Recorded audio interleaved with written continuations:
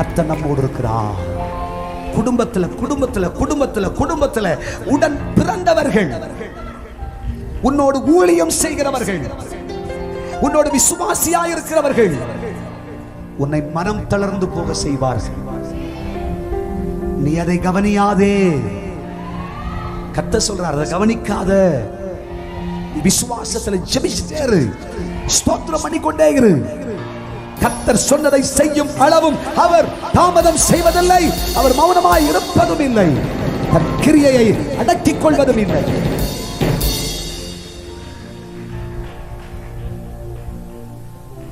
அப்படி பல பேர் இன்றைக்கு இந்த ஆராதனையிலே இந்த செய்தி கேட்கிற தேவனுடைய பிள்ளையே உன் இருதயத்தில் நினைச்சு விரக்தி அடைஞ்சு, வேணாம் ஏதோ வாழ்க்கை அப்படியே போட்டும் அப்படின்னு நினைச்சு நீங்க வந்திருக்கிற, கர்த்தர் சொல்ற, இதெல்லாம் யோசிக்காத.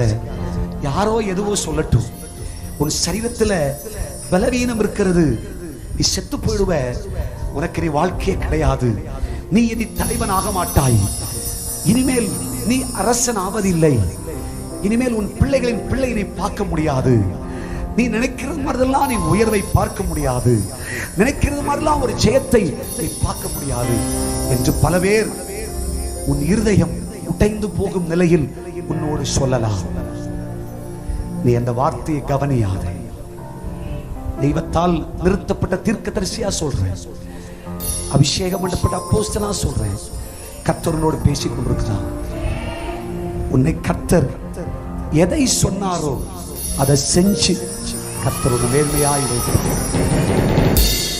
ஆகையால் நீ வேறு எதற்கும் செவி சாய்க்காதே, தேவனுடைய வார்த்தைக்கு மட்டும் செவி சாய்த்து, பரிசுத்த ஆவியானவருக்கு மட்டும் செவி சாய்ச்சுக்கோ, வசனத்துக்கு மட்டும் செவி சாய்ச்சுக்கோ.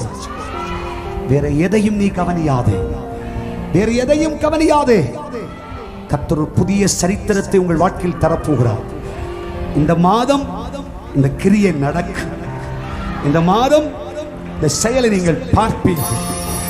கர்த்தர் நம்முடைய சந்ததியின் வாழ்க்கையில் செய்வார், நம்முடைய குடும்பத்தில் கர்த்தர் செய்வார். உன் இருதயத்தை இழைக்க பண்ணினவர்களுக்கு முன்பாக கர்த்தர் உன்னை மேன்மைப்படுத்தி உன் தலையை எண்ணெயால் அபிஷேகம் பண்ணுவார். சபையே, உன் காதுகளை விருத்த சேதனமுள்ள காதுகளாய் வைத்துக்கொள். அப்பா சொல்ற வார்த்தை மட்டும் நீர் பேசும், நீர் சொல்றது மட்டும் காதுக்கு வந்தா போதும் ஆண்டவரே.